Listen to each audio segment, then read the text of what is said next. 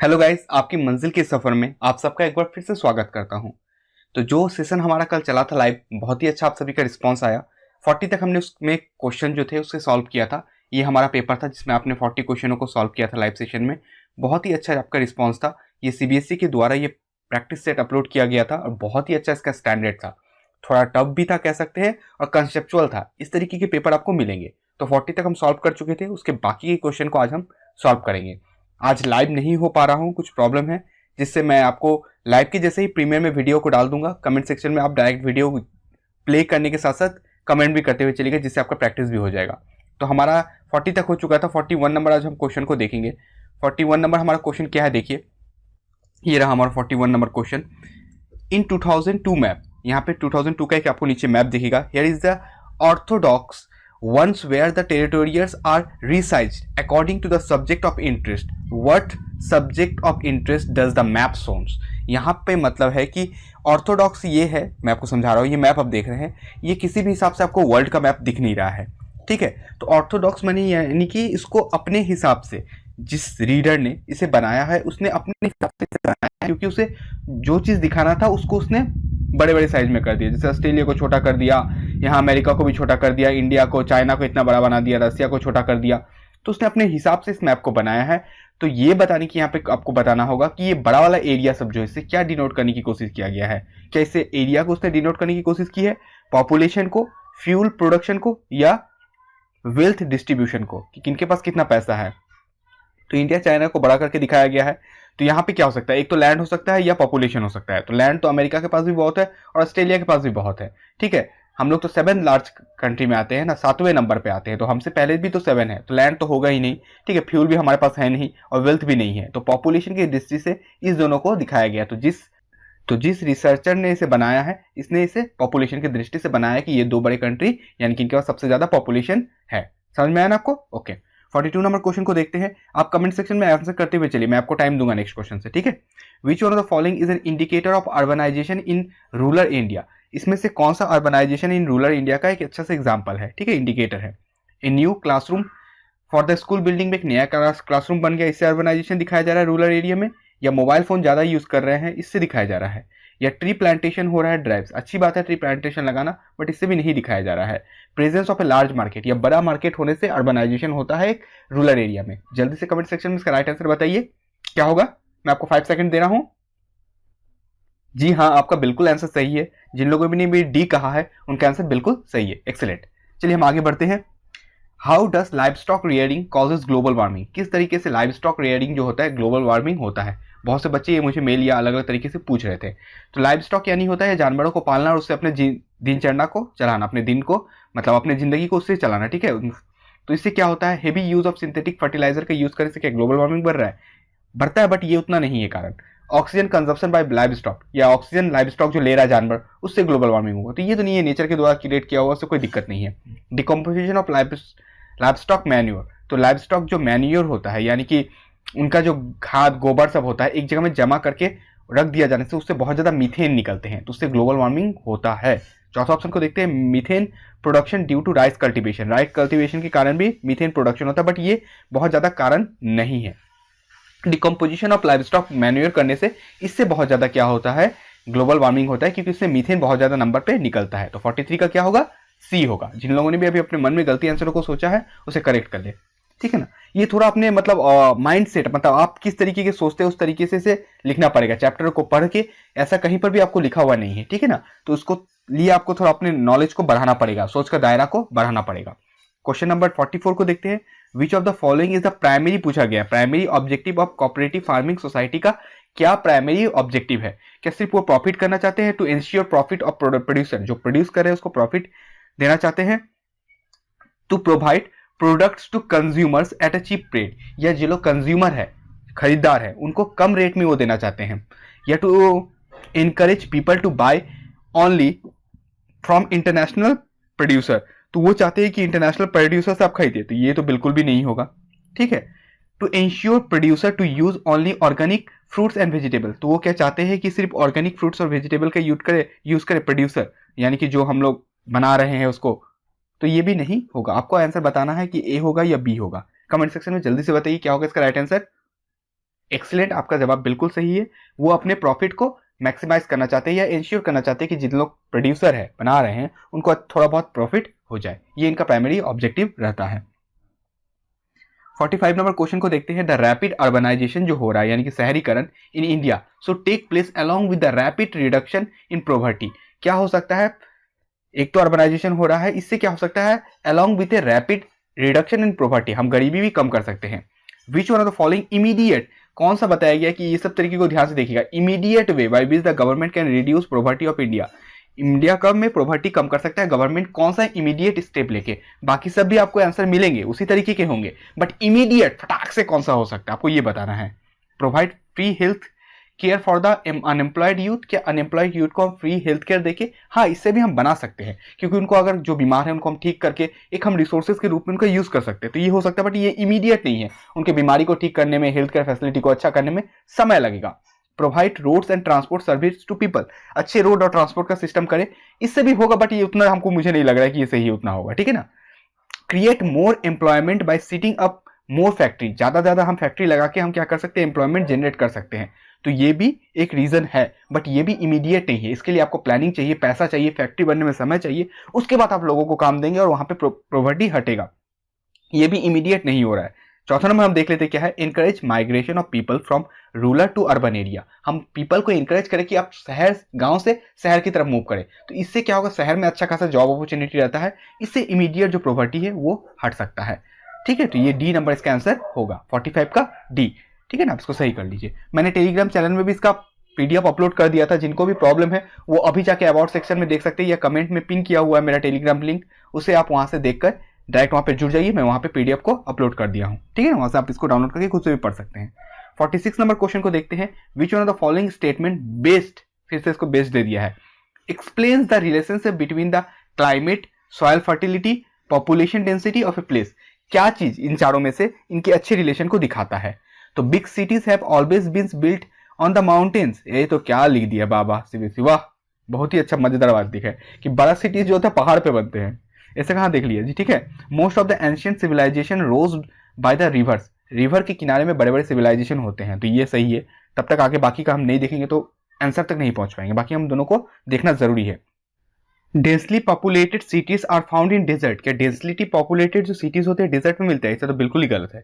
Population is the highest in the cold places, ऐसा कुछ बात भी नहीं है कि ठंडा जगह में ज्यादा लोग मिलते हैं। तो ये इसका राइट आंसर क्या होगा? ये B number. Most of the ancient civilisations rose by the river, river के सामने ही बड़े बड़े सिविलाइजेशन मिले हैं। 47 नंबर क्वेश्चन की तरफ चलती क्या है। Samuel Johnson wrote the following in 1786 में उन्होंने इस बात को लिखा था जब हम जन्म भी नहीं हुए थे, ठीक है। क्या लिखा था?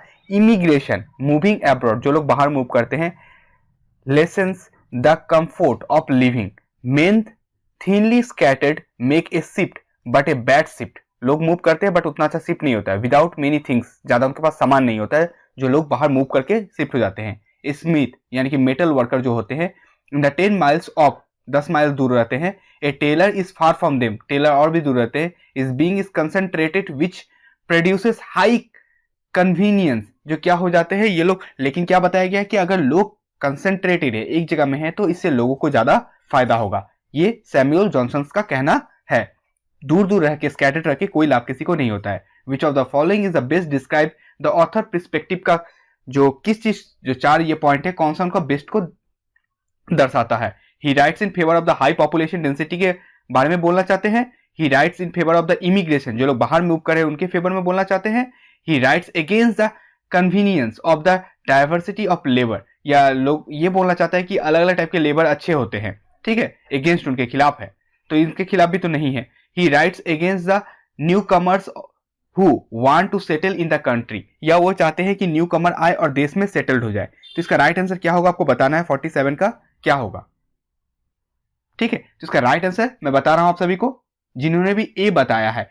ही rights in favour of the high population density, यही कहा था कि जो लोग एक जगह में रहते हैं वो लोग क्या रहते हैं, कंसेंट्रेटेड जो रहते हैं एक जगह में, इनसे सबको फायदा होता है। दूर दूर जाके कोई फायदा किसी को नहीं होता है। मेन का जो होता है, जितने ही दूर शिफ्ट होगा, ठीक है। थिनली स्कैटर्ड, जहां पे लोग दूर दूर फैले हैं। Make a shift but a bad shift, लेकिन वो बहुत ही खराब शिफ्ट होता है, ठीक है। तो इसका राइट आंसर ए होगा। ये सबको थोड़ा कंसेप्ट के थ्रू दिया गया, ये कहीं पर भी आपको बुक में लिखा हुआ नहीं मिलेगा।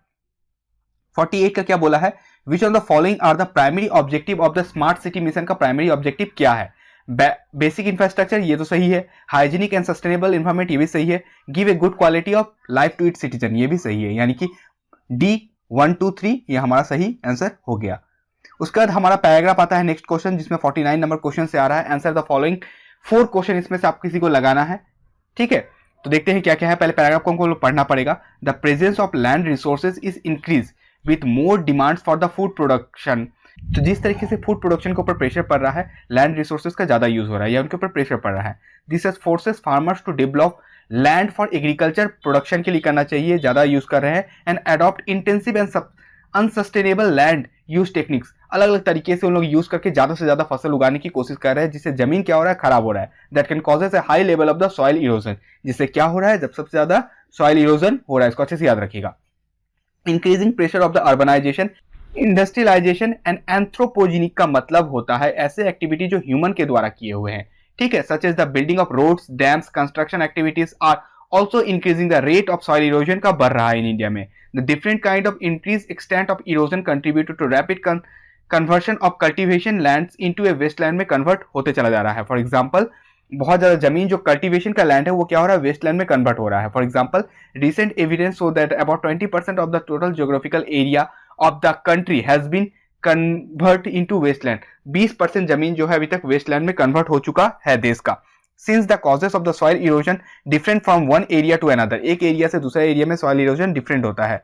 डिफरेंट मेथड्स यूज किया जाता है, such as contour tillage, contour bounding, construction of check dams, terrace farming etcetera used to prevent erosions and improve soil quality. इस तरीके से हम सॉइल को बचा सकते हैं। एक तरफ कॉजेस लिखा हुआ है और दूसरी तरफ लिखा हुआ है कि किस तरीके से हम सॉइल इरोजन को कम कर सकते हैं। क्वेश्चन को देखते हैं, which causes of the soil, which आप क्या करिएगा ना, जब भी इस तरीके के क्वेश्चन आएंगे पहले आप क्वेश्चन को पढ़ लीजिएगा, फिर पैराग्राफ को पढ़िएगा, जिससे क्या होता है आपको थोड़ा इजी होता है। तो यहाँ पे मैंने ये चीज को नहीं बताया, बट लास्ट में बता दे रहा हूँ कि आप पहले क्वेश्चन को पढ़िए फिर देन पैराग्राफ को पढ़िए, तो आपको आसानी ज्यादा होगा। Which category of land use will increase due to soil erosion, से किस तरीके का लैंड यूज जो है वो ज्यादा बढ़ गया है।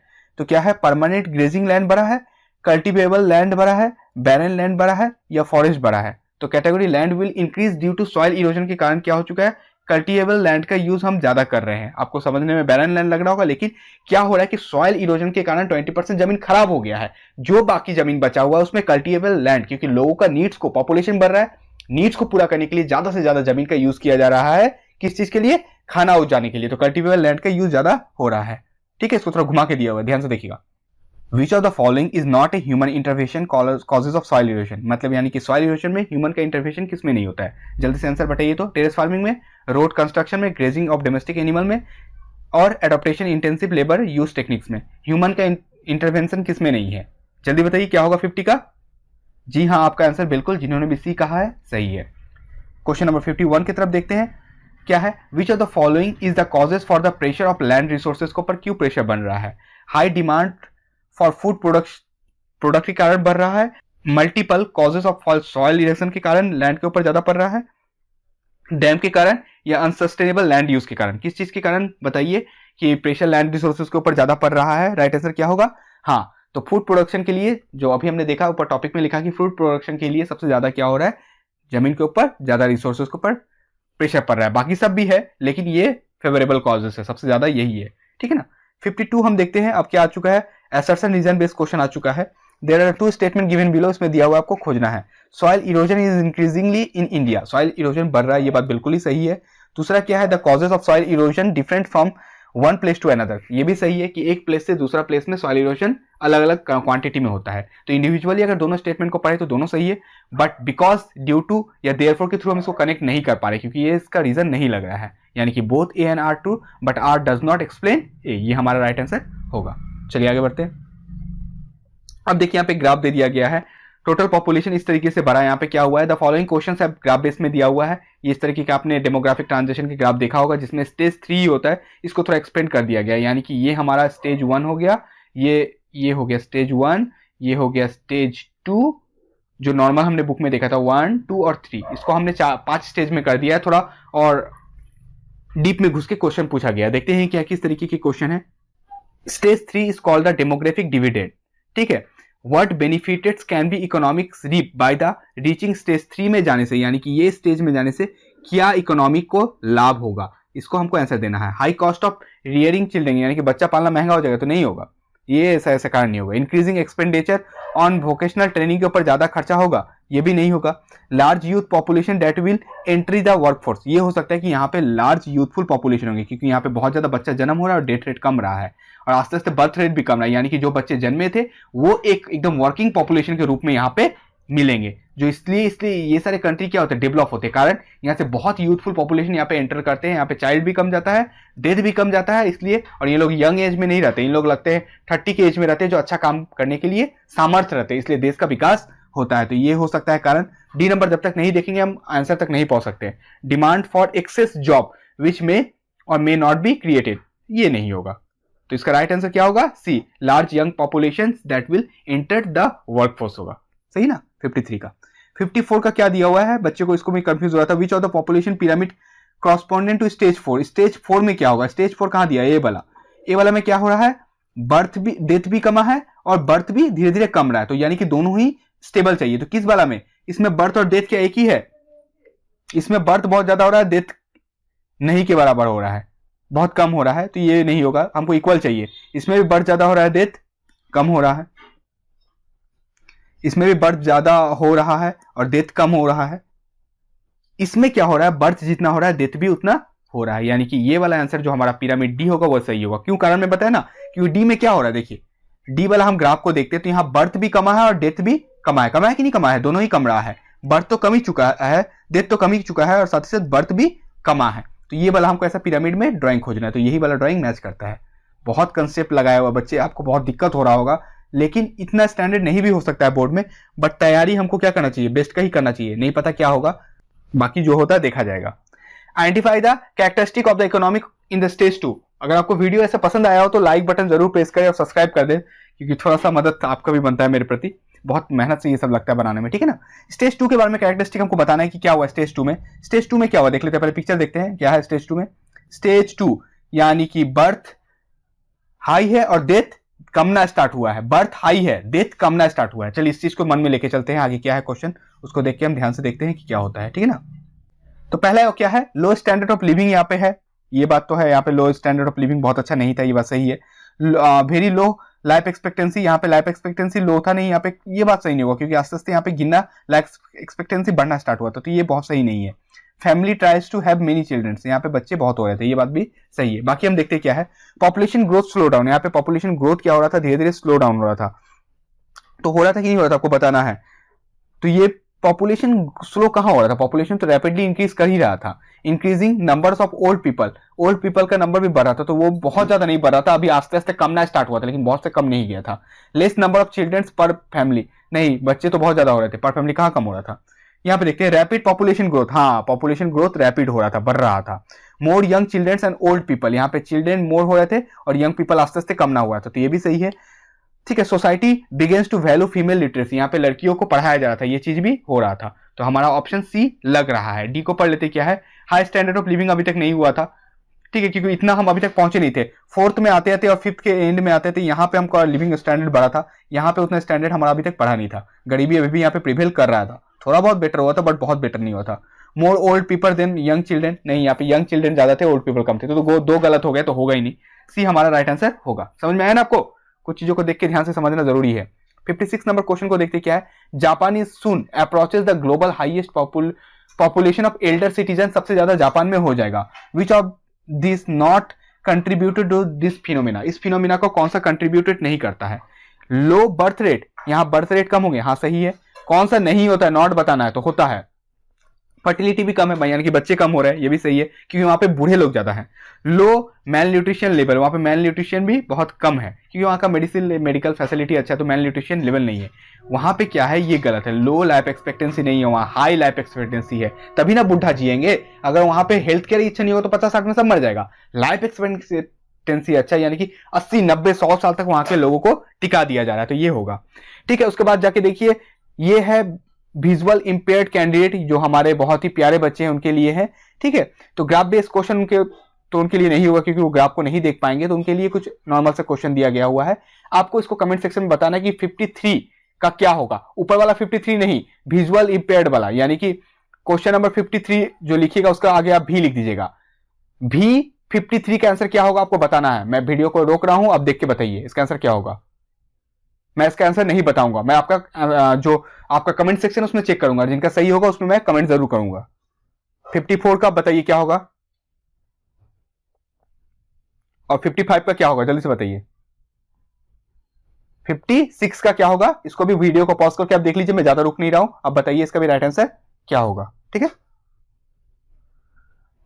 57 को देखते हैं, बहुत सारे बच्चे को इसमें भी दिक्कत हो रहा है। एक ग्राफ क्वेश्चन दे दिया हुआ है, Asia, Africa, Europe, Latin America, North America और ओशिनिया, ठीक है। तो ये कुछ कॉन्टिनेंट, 7 कॉन्टिनेंट के बारे में बता दिया गया है। उनके पॉपुलेशन कितना है ये भी बता दिया गया है, लैंड कितना है, डेंसिटी कितना है, और वर्ल्ड शेयर कितना है उनके पास, ये भी बता दिया गया है। तो क्वेश्चन क्या पूछा गया है, according to the table which of the following country has more favourable factors leading to the population expansion. किसमें सबसे ज्यादा पॉपुलेशन एक्सपेंशन होगा, ऑस्ट्रेलिया, इंग्लैंड, कनाडा और चाइना। यहां दे दिया गया है कॉन्टिनेंट का नाम, यहां दे दिया गया है कंट्री का नाम। तो जिनको कॉन्टिनेंट और कंट्री नहीं अच्छे से पता है उनको तो हो गया सत्यानाश, तो उनको थोड़ा सा ये चीज देख लीजिए।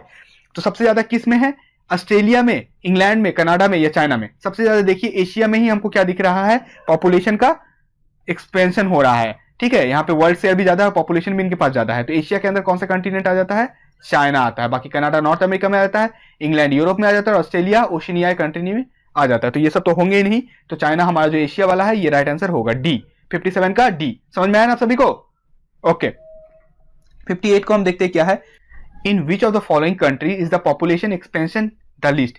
किसमें पॉपुलेशन एक्सपेंशन जो हो रहा है सबसे कम हो रहा है, तो किसमें हो रहा है, ओशिनिया में हो रहा है। यहाँ पे सबसे कम है, 0.5% का परसेंट भी है, पॉपुलेशन भी कम है, और लैंड भी कम है, और डेंसिटी भी कम है, 5 लोग पूरे देश में है, ठीक है ना। तो इसमें से क्या होगा, ओशिनिया में कौन सा आता है, इंडिया तो एशिया में आ जाता है, न्यूजीलैंड क्या में आता है, ओशिनिया में आता है, यूनाइटेड स्टेट अमेरिका में क्या में आ जाता है, ये नॉर्थ अमेरिका में आ जाता है, और डेमोग्राफिक रिपब्लिक ऑफ कॉन्गो क्या में आ जाता है, ये आपका आ जाता है अफ्रीका में, ठीक है ना। तो ये जो हमारा क्या आ जा रहा है, न्यूजीलैंड, ये ओशिनिया में होगा।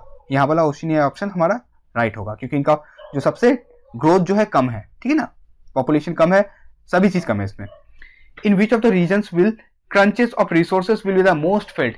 किस जगह में सबसे ज्यादा आपको रिसोर्सेस मिलेगा, Asia, Oceania, Latin America, North America, ठीक है। तो यहाँ पे देखिए एशिया, ओशिनिया में तो होगा नहीं, पॉपुलेशन भी कम है, लोग भी कम है, तो यहाँ होगा नहीं।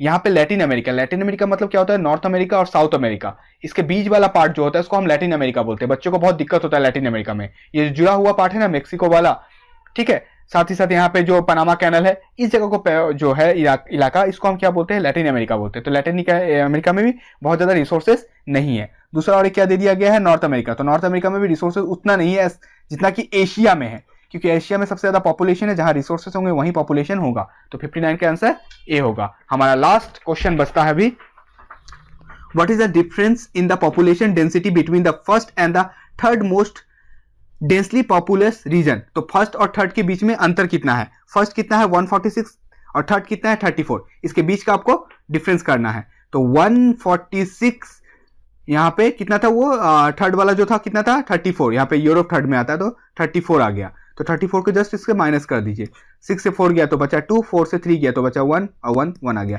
112, 1112। ऑप्शन सी हमारा राइट आंसर है।